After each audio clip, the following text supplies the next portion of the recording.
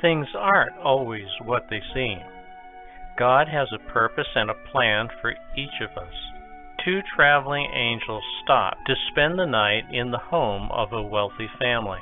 The family was rude and refused to let the angels stay in the mansion's guest room. Instead, the angels were given a space in the cold basement. As they made their bed on the hard floor, the older angel saw a hole in the wall and repaired it. When the younger angel asked why, the older angel replied, "Things aren't always what they seem." The next night, the pair came to rest at the house of a very poor but very hospitable farmer and his wife. After sharing what little food they had, the couple let the angels sleep in their bed where they could have a good night's rest. When the sun came up the next morning, the angels found the farmer and his wife in tears.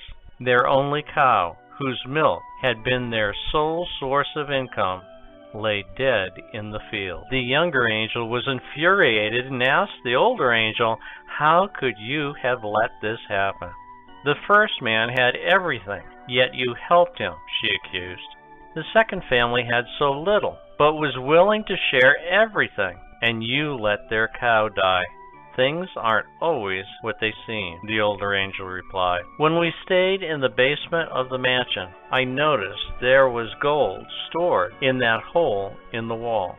Since the owner was so obsessed with greed and unwilling to share his good fortune, I sealed the wall so he wouldn't find it.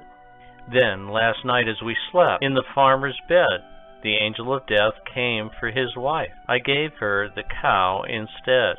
Things aren't always what they seem. Sometimes this is exactly what happens when things don't turn out the way you think they should. If you have faith, you just need to trust that every outcome is always to your advantage. You might not know it until sometime later. Things aren't always what they seem. In Mark chapter 10, verses 35 to 45, we hear of a blind man named Bartimaeus.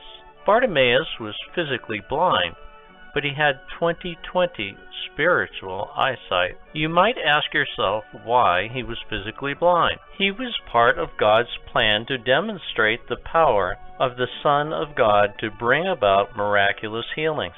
These healings proved that Jesus was from God because no human could replicate the healing. They were truly miraculous.